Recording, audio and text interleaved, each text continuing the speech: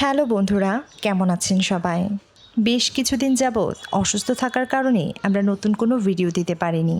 এই সময়টাতে যারা আমাদের খোঁজ নিয়েছেন এবং ধৈর্য ধরে অপেক্ষা করেছেন তাদের সবাইকে আন্তরিক ধন্যবাদ। আশা করি আগের মতোই পাশে থাকবেন। এখন চলুন আমাদের আজকের গল্পটি শুরু করা যাক। ভাবুন তো, একটা স্কুল যেখানে সবচেয়ে কম নাম্বার পাওয়া ছাত্রটিকে শুধু ফেলই করতে হয় না, নিজের জীবনটাও হারাতে হয়। ঠিক এমনই এক অভিশপ্ত স্কুলে পা রাখে 18 বছরের তরুণী দুসীম। কিন্তু আর 10টা সাধারণ মেয়ের মতো নয় সে। দুসীম আত্মাদের দেখতে পায়, আর এই অদ্ভুত ক্ষমতায় তার জীবনকে ঠেলে দিয়েছে এক ভয়ঙ্কর বিপদের দিকে। ঝামেলা আরও বেড়ে যায় যখন সে জানতে পারে এই স্কুলের আনাচে কানাচে ঘুরে বেড়াচ্ছে এক অশুভ আত্মা, যে শুধু দুর্বল ছাত্রদেরই টার্গেট করে না, বরং অপেক্ষা করছে দুসীমের জন্য। কারণ এই আত্মার সাথেই জড়িয়ে আছে তার 10 বছরের এক পুরনো অভিশাপ। গল্পের শুরু আজ থেকে 10 বছর আগে। তখন দুসীমের বয়স মাত্র 8 বছর, একটা ছোট্ট বাচ্চা মেয়ে। কিন্তু সাধারণ বাচ্চাদের মতো তার জীবন ছিল না, কারণ সে এমন কিছু দেখতে পারত যা সাধারণ মানুষ কখনো দেখতে পারে না। সে আত্মাদের দেখতে পেত, আর এই ক্ষমতার কারণেই ছোটবেলা থেকে তার জীবন হয়ে উঠেছিল অদ্ভুত আর ভয়ঙ্কর। একদিন দুসীম তার দাদির সাথে একটি স্কুলে যায়।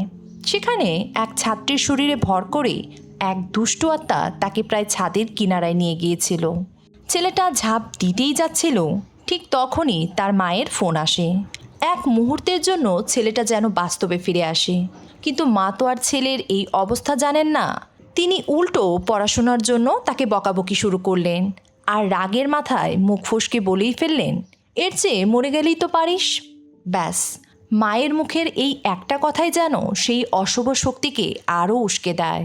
ছেলেটা আর নিজের নিয়ন্ত্রণে রইল না। এদিকে দুসীম আর তার দাদি দ্রুত ছাদের দিকে ছুটছিল। দুসীমের দাদি ছিলেন একজন শক্তিশালী শ্যামন, যারা আত্মা বা অদৃশ্য শক্তির সাথে যোগাযোগ করতে পারেন। তিনি বুঝতে পারেন আত্মাটা আবারও ছেলেটার শরীর দখল করেছে। তাই পরিস্থিতি সামলাতে তিনি দ্রুতই ছাদের দিকে ছুটে যায়, কিন্তু বয়সের কারণে তিনি দ্রুতই ক্লান্ত হয়ে পড়ে। তাই তিনি দুসীমকে একটি শক্তিশালী মন্ত্র শিখিয়ে দিয়ে বললেন, এই আত্মাটা শুধু দুর্বল ছাত্রদেরই টার্গেট করে, তাই যেভাবেই হোক একে থামাতেই হবে। দুসীম ভয় পেলেও দাদির কথা মতো ছাদের দিকে ছুটে যায়। ছাদে গিয়ে সে দেখে একটা অদ্ভুত ছায়ামূর্তি সেখানে দাঁড়িয়ে আছে।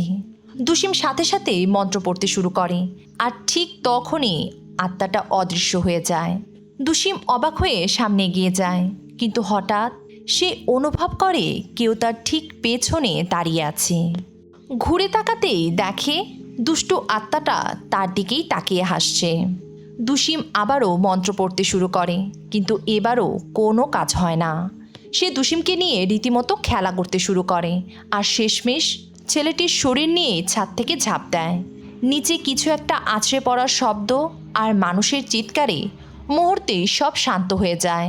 ঠিক তখনই তার দাদি সামনে এসে একের পর এক মন্ত্র পড়তে শুরু করেন।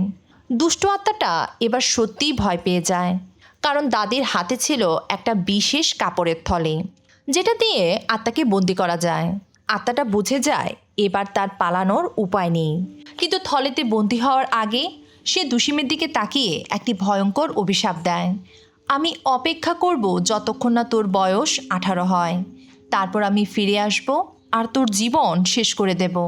কারণ দুসীমের দাদি তাকে সবচেয়ে বেশি ভালোবাসত, আর তার দাদির থেকে প্রতিশোধ দিতেই আত্মাটা দুসীমকে অভিশাপ দেয়। দাদি আত্মাটাকে বন্দি করার পর সেখানে সেই মৃত ছাত্রের আত্মাকে দেখতে পান। কিন্তু ঠিক তখনই হঠাৎ অন্ধকার থেকে কেউ এসে দুসীমের দাদিকে ছুরি মেরে পালিয়ে যায়।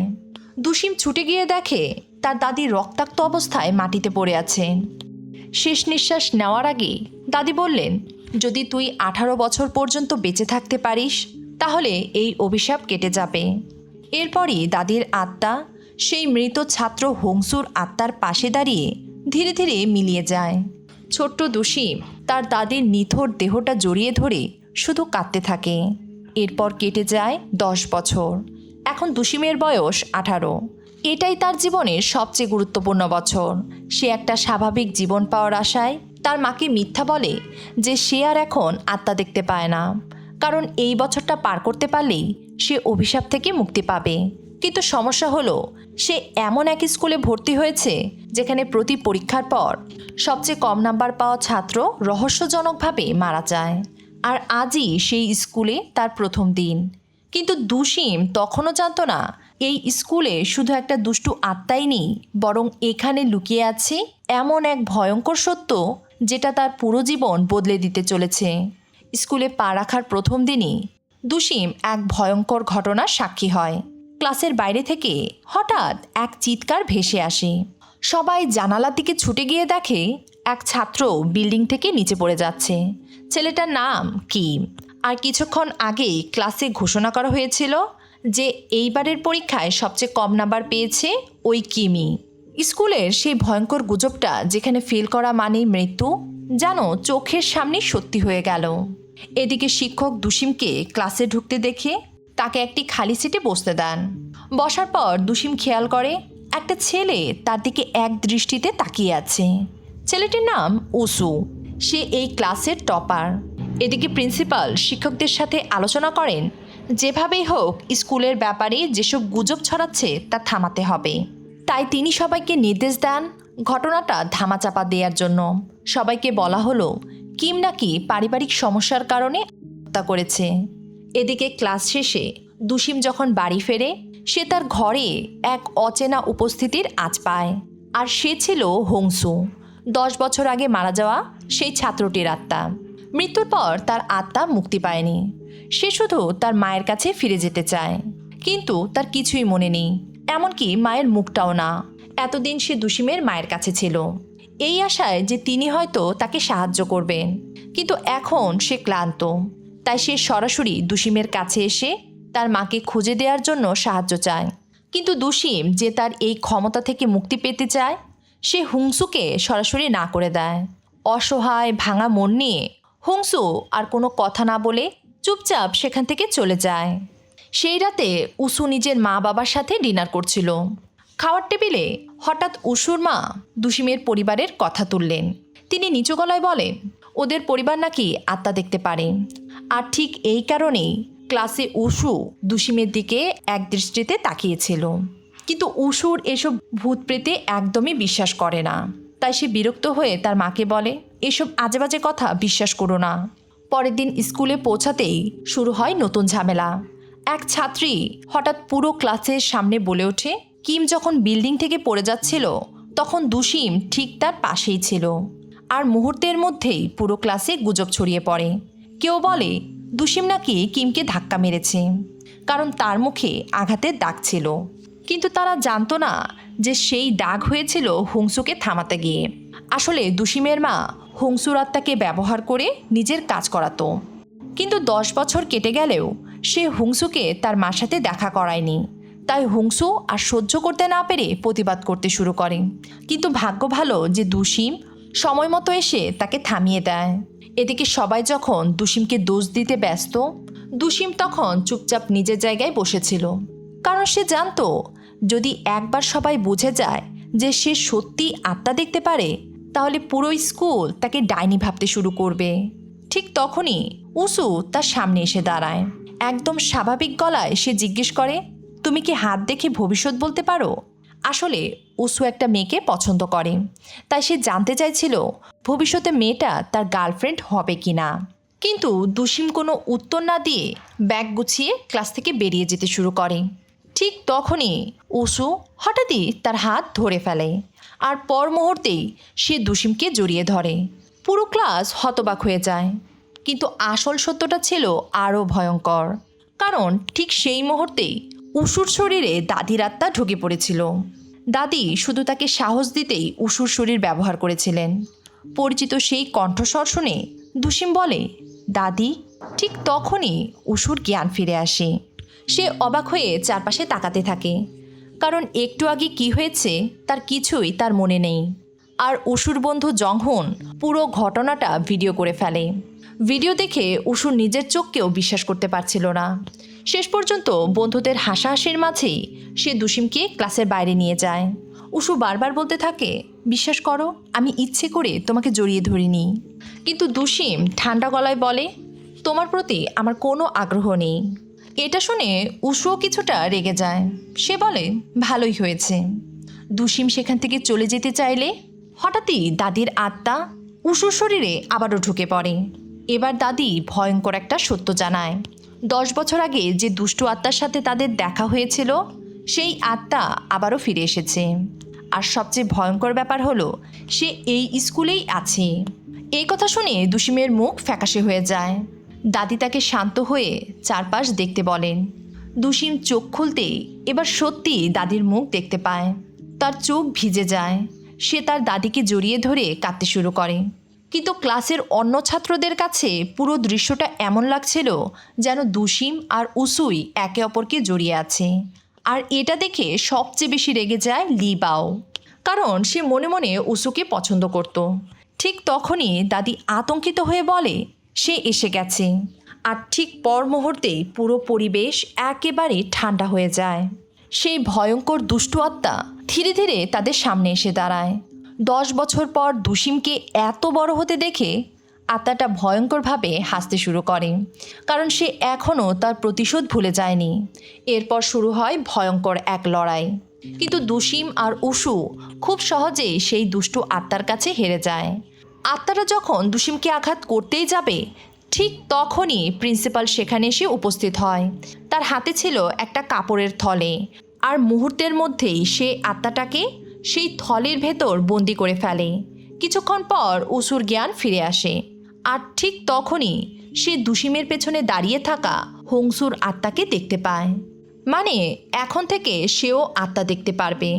ভয়ে উসু নিজের চোখ ঘষতে শুরু করে, আর এটা দেখে হুংসু মজা নিতে শুরু করে। সে হঠাৎ উসুর একদম সামনে চলে আসে। উসু ভয় পেয়ে পিছিয়ে যায়। হংসু আরও ভয় দেখাতে থাকলে দুসিম রেগে গিয়ে তাকে তাড়িয়ে দেয়। এখন তারা দুজনেই বুঝে যায় উসু আর সাধারণ মানুষ নেই, সেও এখন আত্মা দেখতে পারে। দুসিম চলে যেতে লাগলে উসু তাকে থামিয়ে জিজ্ঞেস করে, তুমি আমার সাথে কি করেছো? কিন্তু দুসিম তার কোনো কথার উত্তর দেয় না। এদিকে এক কোণে দাঁড়িয়ে প্রিন্সিপাল সব কিছু দেখছিল। তিনি বন্দি আত্মাটাকে তাদের চুক্তির কথা মনে করিয়ে দেয়। চুক্তি অনুযায়ী ওই দুষ্টু আত্মা শুধু সেই সব ছাত্রছাত্রীদের শরীরে ঢুকতে পারবে যারা পরীক্ষায় সবচেয়ে কম নাম্বার পায়।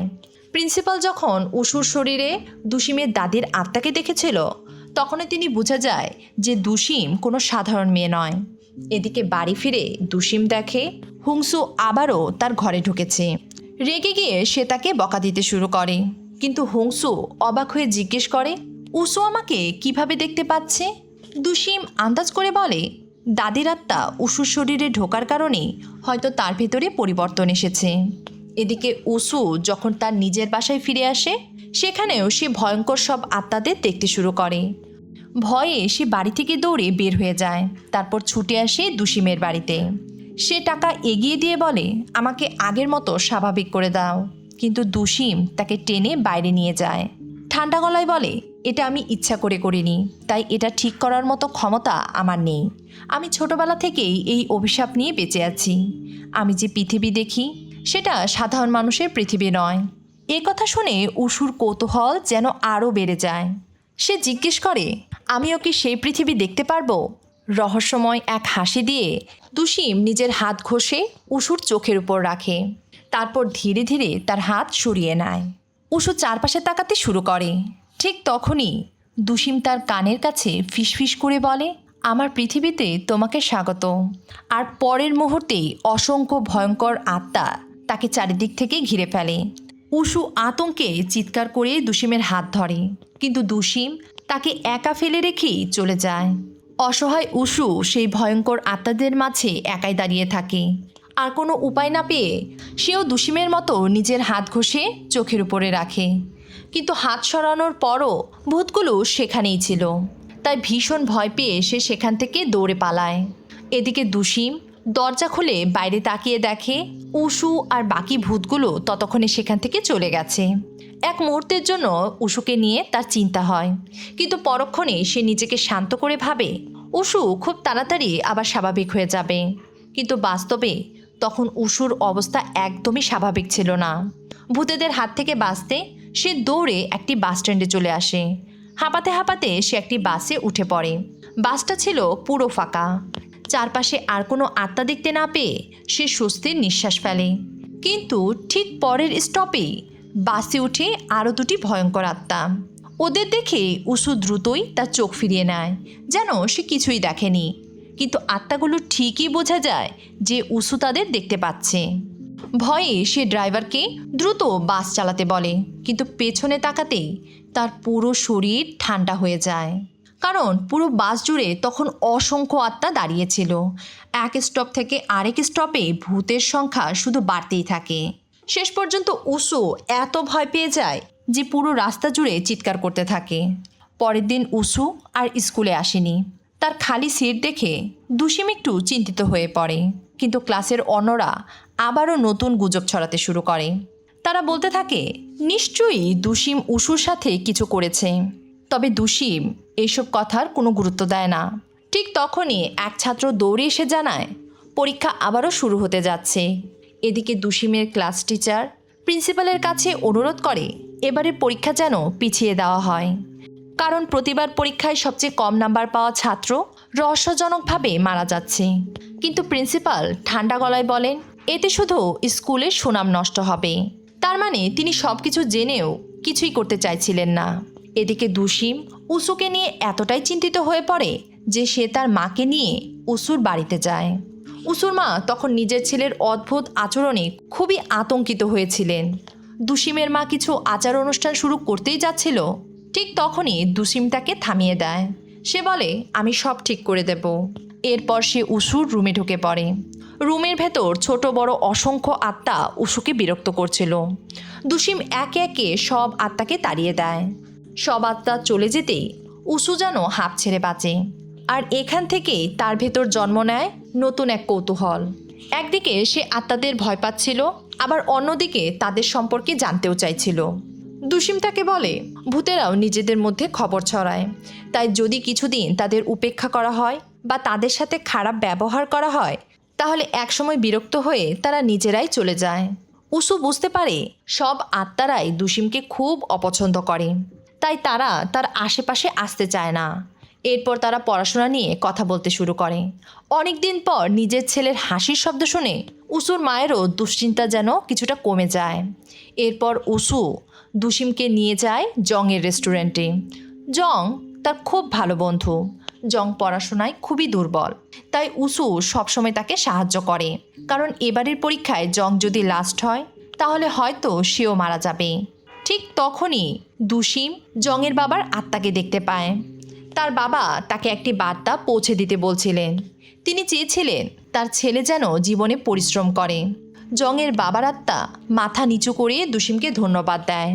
আর জীবনে এই প্রথমবারের মতো দুশিমের মনে হয় হয়তো আত্মা দেখতে পারা পুরোপুরি খারাপ কিছু নয়। এদিকে রাতে বাসায় ফিরে দুশিমের মা দাদির ছবির দিকে তাকিয়ে পুরনো কথা মনে করতে থাকেন। দাদি চেয়েছিলেন দুশিমের ট্রান্সফার ওই স্কুলে হোক, কারণ তিনি আগে থেকেই জানতেন সেই স্কুলে একটা ভয়ঙ্কর আত্মা লুকিয়ে আছে আর তাকে থামাতে পারবে শুধু দুশিম। কিন্তু দুশিমের মা এই সিদ্ধান্তের বিরুদ্ধে ছিলেন, কারণ এতে তার মেয়ের জীবন ঝুঁকিতে পড়ে যাচ্ছিল। তখন দাদি তাকে আরেকটা কথা বলেন, এই লড়াইয়ে দুশিম একা থাকবে না, কেউ একজন তাকে সাহায্য করবে, আর সেই মানুষটা হলো উষু। আসলে দাদি নিজেই উষুকে বেছে নিয়েছিলেন। এরপর ধীরে ধীরে উষু আর দুশিমের বন্ধুত্ব আরও গভীর হতে থাকে। একদিন তারা আগের সেই আলিঙ্গনের ঘটনা নিয়ে কথা বলছিল। হঠাৎ উষু আবারও দুশিমকে জড়িয়ে ধরে। সে বলে আগের বার কেমন অনুভূতি হয়েছিল মনে নেই, তাই আবার বুঝতে চাইলাম। এ কথা শুনে দুশিম লজ্জা পেয়ে তাকে ধাক্কা দিয়ে সরিয়ে দেয়। সেই রাতে উষু বুঝতে পারে সে সত্যি দুশিমকে পছন্দ করতে শুরু করেছে। আর অন্যদিকে বাড়ি ফেরার সময় দুশিমও মনে মনে ভাবছিল হয়তো সেও ধীরে ধীরে উষুর প্রতি দুর্বল হয়ে পড়েছে। এরপর পরীক্ষার দিন চলে আসে। পরীক্ষার মাঝখানে জং ঘুমিয়ে পড়ে, তাই শিক্ষক অন্যদিকে তাকাতেই দুশিম চুপচাপ তাকে জাগিয়ে দেয়। পুরো ঘটনা দেখে উষু স্মিত হেসে ওঠে, কারণ জং শুধু তার বন্ধুই নয়, সে তার সবচেয়ে কাছের মানুষ। পরীক্ষা শেষে উশু দুসিমকে ধন্যবাদ দেয়। তারপর বলে, যারা লাস্ট হয় তারা তো কখনো মরতে চায় না। এখন সে পুরো বিশ্বাস করে যে স্কুলে এমন কেউ আছে যে ইচ্ছে করে সবচেয়ে কম নাম্বার পাওয়া ছাত্রদের টার্গেট করছে। দুসিম তাকে পুরো সত্য বলেনি, কিন্তু উশুর আগ্রহ দেখে সে অবাক হয়ে যায়। উশু এবার বলে, ভূত দেখতে শুরু করার পর একটা জিনিস বুঝেছি, প্রতিটি আত্মারই কোনো না কোনো অপূর্ণ ইচ্ছা থাকে। একদিন রাতে দুসিমের দেয়া তাবিজটা তার কাছ থেকে পড়ে যায়। তখন তার মনে হয় সব কিছু থেকে পালিয়ে থাকা কোনো সমাধান নয়, তাই সে তাবিজটা ফেলে দেয়। এরপর থেকে সে আত্মাদের গল্প শুনতে শুরু করে, আর তখনই সে বুঝতে পারে এই আত্মাগুলো আসলে শুধু সেই কথাগুলোই বলতে চায় যেগুলো জীবনে তারা কাউকে বলতে পারেনি। তাদের গল্প কখনো ভয়ঙ্কর, আবার কখনো ভীষণ আবেগপূর্ণ। সব আত্মা নিজেদের গল্প বলা শেষ করার পর উসুও নিজের গল্প বলতে শুরু করে। সে বলে, একটা মেয়ে আমার হৃদয়ে জায়গা করে নিয়েছে, কিন্তু আমি বুঝতে পারছি না এখন আমার কি করা উচিত। মজার ব্যাপার হলো, উসুর প্রেমের গল্প শুনে সব আত্মাই একে একে সেখান থেকে চলে যায়। হয়তো এই সমস্যার সমাধান তাদের কাছেও নেই। দুসিম উসুর কথা শুনে একটু অবাক হয়, কিন্তু সে বুঝতে পারে না উসু যে মেয়েটির কথা বলছে সে আসলে দুসিম নিজেই। একদিন স্কুল থেকে ফেরার পথে দুসিমের সাথে বাওয়ের দেখা হয়। বাও অনেক আগে থেকেই উসুকে পছন্দ করে, তাই দুসিম আসার পর থেকেই সে বেশ ভয় পাচ্ছিল হয়তো উসু তাকে ভুলে যাবে। কথা বলতে বলতে ভুল করে সে জেনে যায় দুসিম আর তার মা আসলে শ্যামান। তাই সে দুসিমকে শর্ত দেয়, যদি তুমি উসুর থেকে দূরে থাকো তাহলে আমি এই গোপন কথা কাউকে বলবো না। এরপর থেকেই দুসিম ইচ্ছে করে উসুর সাথে ঠান্ডা আচরণ করতে শুরু করে, আর তার এই পরিবর্তনে উসু ভীষণ বিভ্রান্ত হয়ে পড়ে। এরপর একদিন দুসিম সেই জায়গায় যায় যেখানে তার এক বন্ধু মারা গিয়েছিল। মাটিতে শুকনো রক্তের দাগ দেখে তার সেই প্রথম দিনের কথা মনে পড়ে। ঠিক তখনই তার সেই মৃত বন্ধুর আত্মা এসে তাকে একটি সত্য জানায়। সে আসলে মরতে চায়নি, কিন্তু একটা দুষ্টু আত্মা ধীরে ধীরে তার শরীর দখল করে নিয়েছিল। এবার দুসিম বুঝতে পারে তার মৃত বন্ধুদের আত্মাগুলো এখনও সেই দুষ্টু আত্মার কাছে বন্দী আছে। সেদিন দুসিম বাস স্ট্যান্ডে দাঁড়িয়ে বাসের অপেক্ষা করছিল। ঠিক তখনই হুংসুর আত্মা আবারও দুসিমকে বিরক্ত করতে শুরু করে। তাই দুসিম রেগে বলে, এখান থেকে চলে যাও। কিন্তু পাশের এক সহপাঠী ভেবে বসে দুসিম হয়তো তাকেই বলছে। সে প্রায় দুসিমকে মারতেই যাচ্ছিল। ঠিক তখনই উসু এসে তাকে থামিয়ে দেয়। উসুকে দেখে মেয়েটার আচরণ যেন বদলে যায়, কারণ সেও মনে মনে উসুকে পছন্দ করে। এদিকে দুসিম তার সাথে কোনো কথা না বলে সেখান থেকে চলে যায়। উসুও তার পেছনে যায়। অনেক জোরাজুরির পর অবশেষে দুসিম তাকে সত্যটা বলে, স্কুলে একটা দুষ্টু আত্মা আছে, আর সে শুধু সেই ছাত্রদেরই মারে যাদের সবচেয়ে কম নাম্বার আসে। তারপর দুসিম ঠান্ডা গলায় বলে, এখন থেকে আমাকে নিয়ে আর তোমার চিন্তা করার দরকার নেই, তোমার উচিত জংয়ের খেয়াল রাখা। কারণ দুসিম জানত এই স্কুলে সবচেয়ে কম নাম্বার পাওয়া মানেই শুধু অপমান না, বরং মৃত্যুর কাউন্টডাউন শুরু হয়ে যাওয়া। আর ঠিক সেই কারণেই সেদিন রাতে উসুর মাথার ভেতর হাজারটা প্রশ্ন ঘুরছিল। সে যতই নিজেকে আটকাতে চাইছিল, ঠিক ততই দুসিমের কথাগুলো তার মাথায় বারবার ফিরে আসছিল। শেষ পর্যন্ত আর থাকতে না পেরে সে দুসিমকে মেসেজ করে। সে চেয়েছিল তার মুখোমুখি বসে সব সত্যটা জানতে, কিন্তু বাসা থেকে বের হতেই তার সামনে এসে দাঁড়ায় লি বাও। বাওয়ের চোখে তখন স্পষ্ট রাগ, কারণ সে বুঝে গিয়েছিল উসু এখন দুসিমের কাছেই যাচ্ছে। তাই সে ঠান্ডা গলায় উসুকে হুমকি দিয়ে বলে, আমাকে রাগিও না, না হলে এর পরিণাম ভালো হবে না। কিন্তু এবারও উসু তার কোনো কথাই শুনে না। সে সোজা দুসিমের কাছে চলে যায়। এরপর উসু সরাসরি তাকে সেই দুষ্টু আত্মার ব্যাপারে জিজ্ঞেস করে। দুসিম কিছুক্ষণ চুপ থেকে এক দীর্ঘশ্বাস ফেলে বলে, ওই আত্মাটাকে আটকানোর কোনো উপায় নেই। আমরা শুধু প্রার্থনা করতে পারি যেন আমাদের কোনো বন্ধু পরীক্ষায় লাস্ট না হয়। পরের দিন স্কুলে ঢুকেই দুসিম বুঝে যায় কিছু একটা ভয়ঙ্কর হয়েছে, কারণ পুরো ক্লাস তখন তাকে অদ্ভুত চোখে দেখছিল। কেউ হাসছিল, কেউ ফিসফিস করছিল, আবার কেউ তাকে সরাসরি ডাইনি বলছিল। দুসিম তখনই বোঝা যায় যে লি বাও সবার কাছে বলে দিয়েছে যে সে একজন শ্যামান। ঠিক তখনই টিচার ক্লাসে ঢুকে সবাইকে চুপ করতে বলেন। এরপর শুরু হয় পরীক্ষার রেজাল্ট ঘোষণা। আর কয়েক সেকেন্ড পরই পুরো ক্লাস নিস্তব্ধ হয়ে যায়, কারণ এবারের পরীক্ষায় সবচেয়ে কম নাম্বার পেয়েছে জং। আর এই কথা শুনেই উসুর বুক কেঁপে ওঠে। কিন্তু আশ্চর্যের ব্যাপার, জং তখনও হেসে যাচ্ছিল, যেন কিছুই হয়নি। স্কুল ছুটির পর উসু তাকে বলে সব কাজ শেষ করে সে যেন দ্রুত স্কুল থেকে বের হয়ে যায়। ঠিক সে সময় স্কুলের এক অন্ধকার রুমে দাঁড়িয়ে প্রিন্সিপাল ধীরে ধীরে একটি তালা খুলে। তালাটার গায়ে লাগানো ছিল অদ্ভুত সব তাবিজ। তারপর ভয়ঙ্কর এক হাসি দিয়ে বলে, যাও, এবার নিজের শিকার খুঁজে নাও। আর মুহূর্তের মধ্যেই সেই দুষ্টু আত্মা পাগলের মতো বাইরে বেরিয়ে আসে।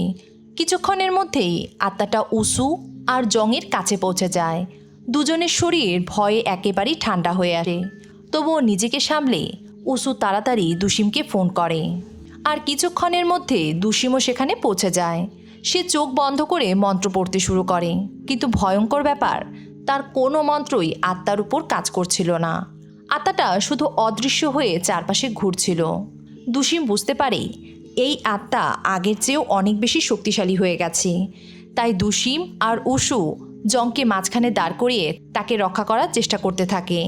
এরপর সে ফিসফিস করে উসুকে বলে, ও আবার যখন সামনে আসবে তখনই তুমি জংকে নিয়ে দৌড়ে পালাবে। কিন্তু উসু দুসিমকে একা ফেলে যেতে চাইছিল না। ঠিক তখনই আত্মাটা আবার তাদের সামনে এসে দাঁড়ায়। দুসিম চিৎকার করে বলে, দৌড়াও। এরপর সে একাই দাঁড়িয়ে চোখ বন্ধ করে মন্ত্র পড়তে শুরু করে। এদিকে উসু আর জং দৌড়ে একটি বেসমেন্টের গ্যারেজে লুকায়। কিন্তু কয়েক সেকেন্ড পরেই সেই আত্মা আবারও তাদের সামনে চলে আসে। তারা আবারও দৌড়াতে শুরু করে। হঠাৎ আত্মাটা এক লোকের শরীরে ঢুকে পড়ে। এটা দেখে উসু আর জং দ্রুত একটি লিফটের ভেতরে ঢুকে দরজা বন্ধ করতে যায়। কিন্তু লোকটা নিজের পা দিয়ে সেই লিফটের দরজা আটকে দেয়। তারপর ধীরে ধীরে লিফটের ভেতরে ঢুকে পড়ে। সে দুজনের গলা চেপে ভয়ঙ্কর এক হাসি দিয়ে বলে, তোর মতো এত মেধাবী ছেলে জংয়ের মতো ছেলের সাথে বন্ধুত্ব করে কিভাবে? এরপর সে জংকে মারতে এগিয়ে আসে। ঠিক তখনই লিফটের দরজা হঠাৎ খুলে যায়। দুসিম সেখানে দাঁড়িয়েছিল। লোকটা তাকে দেখে হাসতে শুরু করে। তার মনে হচ্ছিল দুসিম এবারও একা এসেছে। কিন্তু দুসিম ঠান্ডা গলায় বলে, আমি একা আসিনি।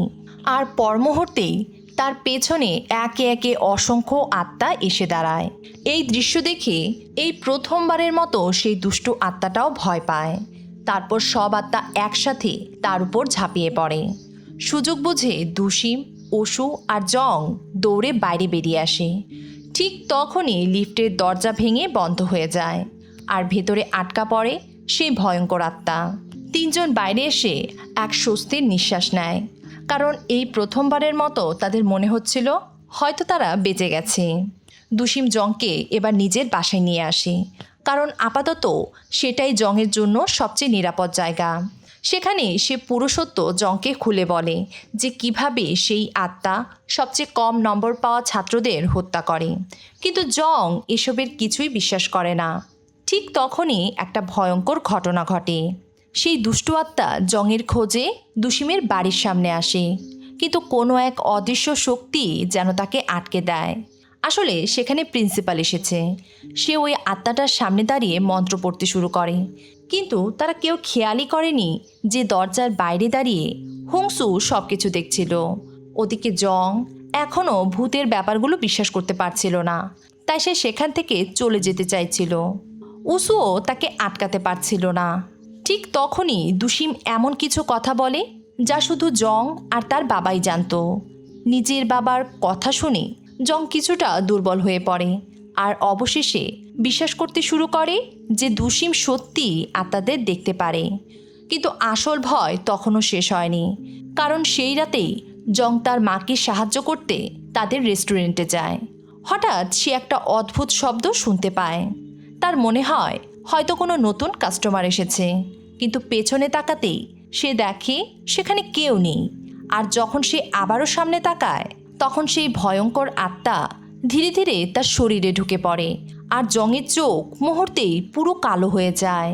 এদিকে দুসিম তার বাড়িতে একটা পুরনো কুঠার খুঁজে পায়। এই কুঠারটা দেখে তার ছোটবেলার একটি কথা মনে পড়ে, কারণ সে নিজের চোখে দেখেছিল তার দাদি একবার এই কুঠার দিয়ে একটা ভয়ঙ্কর আত্মাকে শেষ করেছিলেন। আর তখনই দুশিম বুঝে যায় সম্ভবত এটাই একমাত্র জিনিস যেটা সেই শয়তানকে চিরতরে শেষ করতে পারবে। সে কুঠারটা নিজের ব্যাগে রেখে বেরিয়ে যেতে চায়। ঠিক তখনই তার মা তাকে থামানোর চেষ্টা করে, কারণ তিনি জানতেন এই লড়াইয়ে ভুল মানেই মৃত্যু। ঠিক তখনই তার ফোনে উসুর ফোন আসে। উসু আতঙ্কিত হয়ে জানায় জং নিজের জিনিসপত্র ভুলে স্কুলে রেখে গিয়েছে, আর তাই সে এখন স্কুলে যাচ্ছে। এ কথা শুনে দুশিম আর উসু দ্রুত স্কুলের দিকে ছুটে যায়। এদিকে ততক্ষণে সেই দুষ্টু আত্মা পুরোপুরি জংয়ের শরীরে ঢুকে পড়ে। জং নিজের হুঁশ হারিয়ে পাগলের মতো দরজা ভেঙে ক্লাসরুমে ঢুকে যায়। তারপর জানালার উপরে বসে কি যেন বিড়বিড় করে বলতে থাকে, আমার মতো মানুষের বেঁচে থাকার কী লাভ? দুর্বল মানুষদের শেষ পরিণতি সবসময় খারাপ হয়। আসলে সেই দুষ্টু আত্মা ইচ্ছে করেই উসু আর দুশিমকে কষ্ট দিতে চাইছিল। সে ধীরে ধীরে জংয়ের শরীরকে জানালার বাইরে ঝুঁকিয়ে দিতে থাকে। ঠিক তখনই উসু ক্লাসে ঢুকে চিৎকার করে বলে, নড়বে না। তার হাতে তখন তাবিজে বাঁধা দড়ি পেঁচানো ছিল। কিছুক্ষণ পর দুশিমও সেখানে পৌঁছে যায়। সে ব্যাগ থেকে সেই হাতুড়িটা বের করে মন্ত্র পড়তে শুরু করে। তার পরিকল্পনা ছিল আগে আত্মাটাকে জংয়ের শরীর থেকে বের করবে, তারপর সেই হাতুড়ি দিয়ে তাকে শেষ করবে। কিন্তু সমস্যা হলো সে জীবনে কখনো এমন কিছু করেনি, তবুও তার আর কোনো উপায় ছিল না। ধীরে ধীরে জংয়ের চোখের মনি স্বাভাবিক হতে শুরু করে। দেখে মনে হচ্ছিল জং তার হুঁশ ফিরে পাচ্ছে। সে কাঁদতে কাঁদতে উসু আর দুশিমকে অনুরোধ করতে থাকে যেন তারা তাকে ছেড়ে দেয়। কিন্তু দুশিম বুঝে যায় এটা আসলে জং বলছে না, সবই করছে সেই দুষ্টু আত্মা। সে জংয়ের রূপ ধরে উসুর দিকে তাকিয়ে কান্না করতে শুরু করে। এতে উসু কিছুটা দ্বিধায় পড়ে যায়। আর ঠিক তখনই আত্মাটা নিজের আসল ভয়ঙ্কর রূপে ফিরে আসে। দুশিম দ্রুতই মন্ত্র পড়তে শুরু করে, কিন্তু কিছুতেই আত্মাটাকে বের করতে পারছিল না। এক মুহূর্তের অসাবধানতাতেই দুষ্টু আত্মাটা তাদের হাত থেকে পালিয়ে যায়। সে উন্মাদের মতো হেসে বলে, সবাইকে বলে দিও যদি মন দিয়ে পড়াশোনা না করে তাহলে তাদেরও এই পরিণতি হবে। এরপরে সে জংয়ের শরীরটাকে নিচে ফেলে দেয়। দুশিম আর উসু দৌড়ে জানালার কাছে যায়। নিচে তাকাতে তারা স্তব্ধ হয়ে পড়ে, কারণ জং মাটিতে পড়ে আছে। তারা সাথে সাথেই নিচে ছুটে যায়। সেখানে গিয়ে তারা দেখতে পায় জংয়ের আত্মা ইতিমধ্যেই তার শরীর ছেড়ে বেরিয়ে গেছে। সে চারপাশে তাকিয়ে হাওমাও করে কাঁদতে শুরু করে, কারণ সে বিশ্বাসই করতে পারছিল না সে মারা গেছে।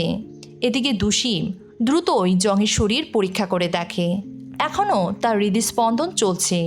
তাই উসুর সাথে সাথেই তাকে সিপিআর দিতে শুরু করে। কিন্তু আশেপাশে দাঁড়িয়ে থাকা অন্য আত্মাগুলো তাদের দেখে হাসছিল, তারা যেন এই দৃশ্য উপভোগ করছে। ঠিক তখনই হংসুও সেখানে চলে আসে। সে জানায় 5 মিনিটের মধ্যে জংকে যদি হাসপাতালে না নেওয়া যায় তাহলে হয়তো তাকে আর বাঁচানো যাবে না। এই কথা শুনে সবাই আতঙ্কিত হয়ে পড়ে। হঠাৎ দুশিমের মাথায় একটি পরিকল্পনা আসে। সে হুংসুকে বলে, তুমি যদি জংয়ের শরীরে ঢুকে তাকে হাসপাতালে নিয়ে যাও তাহলে আমি তোমার মার সাথে তোমার দেখা করিয়ে দেব। হংসু কিছুক্ষণ ভেবে রাজি হয়ে যায়।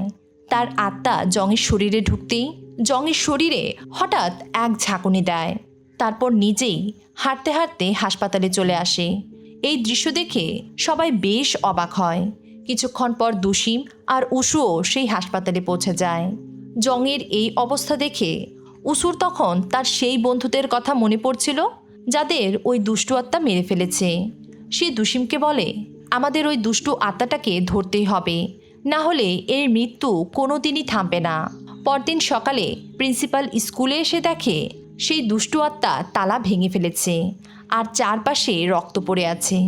সে বিভ্রান্ত হয়ে সামনে এগিয়ে যায়। সেখানে তার দুশিমের ক্লাস টিচারের সাথে দেখা হয়। প্রথমে সব কিছু স্বাভাবিক মনে হচ্ছিল, কিন্তু কিছুক্ষণের মধ্যেই প্রিন্সিপাল বুঝে যায় ক্লাস টিচারের শরীরে সেই দুষ্টু আত্মা ঢুকে গেছে। সে কিছুটা ভয় পায়। আত্মাটা তার উপর আক্রমণ করতে এগিয়ে আসলে প্রিন্সিপাল দ্রুত একটা তাবিজ বের করে মন্ত্র পড়তে শুরু করে। তারপর সেই আত্মাটাকে সেই থলের ভেতর বন্দি করে। এই দৃশ্য দেখে বোঝা যায় হয়তো প্রিন্সিপাল নিজেও ভয়ঙ্কর কিছু লুকিয়ে রেখেছে। তারপর সে দুশিমকে অফিসে ডেকে পাঠায়। সেখানে আগে থেকেই উসুর মা বসেছিল। আর ঠিক তখনই উসুও এসে দুসিমের পাশে দাঁড়ায়। কেউ খেয়ালই করেনি সে চুপি চুপি দুসিমের হাত ধরে রেখেছে। প্রিন্সিপাল সব দোষ দুসিমের উপর চাপাতে চাইছিল, কিন্তু উসু বলে, দুসিমের মতো আমিও একই কাজ করি, তাই ওকে যে শাস্তি দেওয়া হবে তাই যেন আমাকে দেয়া হয়। এটা শুনে পুরো রুম স্তব্ধ হয়ে যায়, কারণ এই প্রথমবারের মতো কেউ দুসিমের পাশে দাঁড়িয়েছে। ঠিক তখনই দুসিমের মায়ের হাতে থাকা ঘণ্টাটা বাজতে শুরু করে। এই ঘণ্টা তখনই বাজে যখন আশেপাশে কোনো ভয়ঙ্কর আত্মা থাকে। ঘণ্টার শব্দ তাকে একটি অন্ধকার রুমের দিকে নিয়ে যায়। দরজার ওপাশ থেকে ভয়ঙ্কর একটা শক্তি অনুভব করতেই তার মুখ ফ্যাকাশে হয়ে যায়। তিনি বুঝে যান এ কোনো সাধারণ শক্তি না, তাই আতঙ্কিত হয়ে তিনি দৌড়ে পালিয়ে যান। এদিকে দুসিম উসুকে জানায় জংকে সেই দুষ্ট আত্মার হাত থেকে বাঁচাতে হলে তাদের দ্রুত সেই আত্মাকে ধরতে হবে, তাহলেই জংকে বাঁচানো যাবে। এদিকে প্রিন্সিপাল সেই দুষ্টু আত্মাকে খুশি করার জন্য আবারও একটি পরীক্ষার আয়োজন করে। ঠিক তখন কিয়ং নামের এক ছাত্রী বাথরুমে বসে কথা ভাবছিল। সে জানতো এই পরীক্ষায় সে নিশ্চিতভাবে ফেল করবে, আর যেহেতু লাস্ট হওয়ার মানে মৃত্যু, তাই হয়তো সে আর বাঁচবে না। কিন্তু উসু আর দুসিমের কথা শুনে সে কিছুটা সাহস পায়। কিয়ং ধীরে ধীরে বাথরুমের দরজা খুলে বাইরে বেরিয়ে আসে। দুসিম আর উসু তখন তার জন্যই বাইরে অপেক্ষা করছিল। দুসিম শান্ত গলায় তাকে বলে, তুমি যদি এই বছরটা পার করে দিতে পারো তাহলে একদিন তুমি খুব বড় কমিক লেখক হবে। কারণ সে জানতো কিয়ং কমিক বই পড়তে খুব ভালোবাসে, আর দুসিমের এই কথাগুলোই যেন মেয়েটার ভেতরে নতুন এক সাহস জাগিয়ে তোলে। এদিকে বাড়ি ফিরে দুসিম আবারও হুংসুর আত্মাকে দেখতে পায়। হুংসু তাকে জানায় দুসিম যেদিন জংকে তার বাসায় নিয়ে এসেছিল সেদিন সে তার বাড়ির বাইরে একজন মানুষকে দেখেছিল। সে একটা দুষ্টু আত্মাকে নিয়ন্ত্রণ করার জন্য মন্ত্র পড়ছিল। হুংসুর কাছে লোকটাকে পরিচিত মনে হলেও সে কিছুতেই তার নাম মনে করতে পারছিল না। এ কথা শুনে দুসিম তাকে চেষ্টা করতে বলে, তবুও সে মনে করতে পারে না। তারপর দুসিম বাড়ির ভেতরে ঢুকে দেখে পুরো ঘর তাবিজ দিয়ে ঘেরা, আর তার মা ঘরের এক কোণে বসে কাঁদছিল। মাকে এমন আতঙ্কিত অবস্থায় দেখে দুসিম বেশ ভয় পেয়ে যায়। তার মা তাকে ওই স্কুল বদলে ফেলতে বলে, কারণ সে ওই স্কুলে অসংখ্য আত্মার কান্না শুনতে পেয়েছে। পরদিন স্কুলে দুসিম সেই রুমের খোঁজ করতে শুরু করে যার কথা কাল তার মা বলেছিল।